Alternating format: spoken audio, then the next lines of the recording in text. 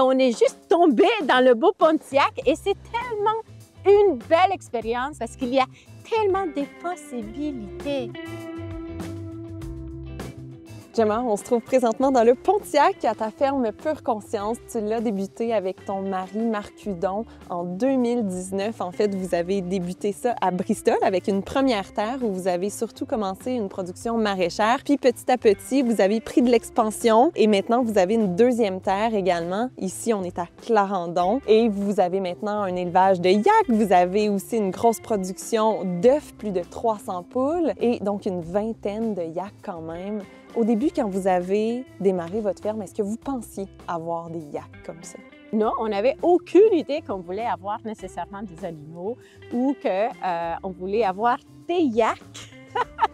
C'est une idée qui est née. On ne se rappelle pas comment exactement l'idée des yaks. Je me rappelle, je faisais du research sur les yaks et finalement, j'ai tombé sur une ferme d'élevage des yaks à Gaspésie. OK, ben, j'ai envoyé un courriel au monsieur. J'ai demandé, « Hey, vous avez des yaks? J'aimerais ça venir voir. » À notre surprise, il nous a dit, « Oh, mais je peux vous donner un spécial parce que là, moi, je pars à la retraite. » On a dit, « OK, you know what?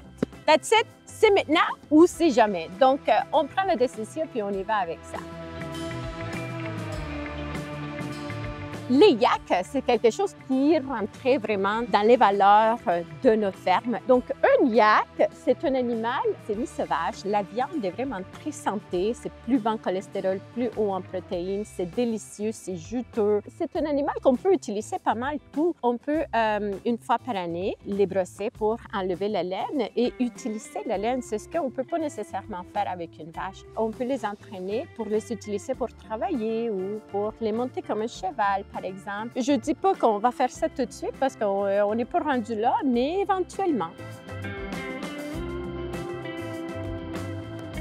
Le yak, ça fait partie de la même grande famille d'animaux que le bœuf, donc ça fait partie de la grande famille des bovins, mais j'imagine qu'on n'élève pas un yak de la même façon qu'on élève un bœuf. Est-ce que tu peux m'exposer quelques-unes des particularités d'élevage des yaks? Essentiellement, ça mange la même chose. Par contre, ils en ont besoin de moins. On sait un yak est originaire des Himalayas, du Tibet, donc dans les montagnes où c'est aride, c'est froid, il n'y a pas beaucoup de nourriture. Donc, ils sont obligés à manger le peu qu'il y a de disponible. Leur système est comme fait à pouvoir absorber les nutriments d'une meilleure façon que la vache. C'est des animaux qui vont se bousculer naturellement entre eux. Ils communiquent avec leurs cornes. Donc, hey, je me suis déjà fait corner l'autre fois. C'est vraiment... Oui, je fais partie, on dirait, de leur troupeau. Et puis, je voyais que la maman, il prenait pas soin de son bébé. Mais là, je m'approchais, mais je pense que j'étais un peu trop proche. Fait que c'est des animaux très territoriaux. Hein? Donc, ouais, elle m'a corné comme, quand ils font comme ça entre eux-mêmes. Elle m'a frappé le bras, puis elle m'a laissé savoir qu'elle n'aimait pas ça que je sois là. Vous êtes les seuls en Outaouais à élever des yaks. Quel défi ça comporte pour vous d'avoir une production comme ça novatrice? 99,8% du monde que je rencontre me disent « Mais j'ai jamais goûté à cette viande-là. » Tu vois?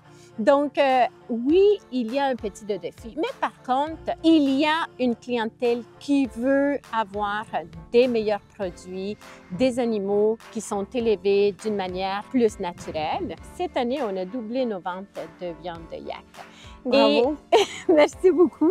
Mais un des défis avec ça, c'est qu'avec un yak, comme on le sait, ça prend environ une moyenne de 3 ans et demi pour élever un yak. Donc, les yaks qui sont nés, par exemple, cette année, bien, ils seront seulement que prêts à récolter ou pour envoyer à l'abattoir dans 3 ans et demi à peu près. Tandis qu'une vache, ça prend d'environ 1 an et demi avant que tu puisses l'envoyer à l'abattoir.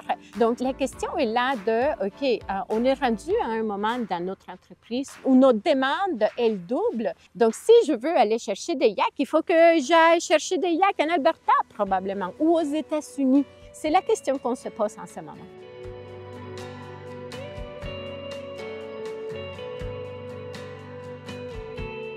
Gemma, il se passe quoi pendant la saison froide? À quoi ça ressemble une journée typique ici? Ici, à la Ferme Pure Conscience, on n'arrête pas. Jamais. Pendant la saison où notre boutique est fermée, on va planifier toute l'année, on va aller chercher des nouveaux clients, des nouvelles places où on peut vendre nos œufs, par exemple. C'est sûr que aussi, à chaque semaine, on n'arrête pas la production. Donc, à tous les jours, il faut toujours prendre soin de nos animaux, nous assurer qu'ils ont la nourriture, qu'ils ont de l'eau, que l'eau, spécialement l'hiver, là, il faut s'assurer que l'eau ne gèle pas. Il faut récolter des œufs, les nettoyer. On fait toujours des livraisons aussi. Ah hein. ouais? Ici, dans notre ferme, s'il neige, là, il faut nettoyer la neige. Les bâtiments, il faut donner un petit peu d'amour aussi. Hein?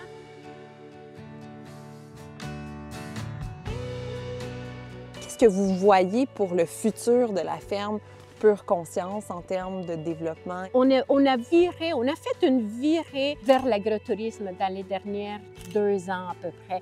Et cette année, ça a pris une bonne lancée. La région du Pontiac, oui, c'est un petit peu méconnu. Fait que tu vois, tout le développement de notre entreprise, de notre clientèle de yak, ça va même avec le développement du Pontiac aussi. Donc, on grandit tous au même temps. Et c'est ce que j'adore, c'est que on s'entraide. D'ailleurs, Gemma, tu t'impliques beaucoup dans ta communauté. Tu es vice-présidente du syndicat local de l'Union des producteurs agricoles ici dans le Pontiac. Tu t'impliques auprès du Carrefour Jeunesse Emploi du Pontiac, également de la Chambre de commerce du Pontiac. Pourquoi c'est important pour toi de t'impliquer comme ça dans ta communauté? Notre région ici dans le Pontiac a besoin d'être connue. Le plus que les gens vont savoir, vont connaître notre région, bien, le plus que nous, comme entreprise aussi, on va être connus. Donc, je pense que c'est un atout. C'est vraiment très important pour moi de faire ça. Gemma, je te souhaite une belle saison hivernale et je souhaite que tout le monde puisse découvrir la viande de yak. Merci pour ton temps. Pour en savoir plus sur les entreprises agroalimentaires de l'Outaouais, visitez croqueroutaouais.com.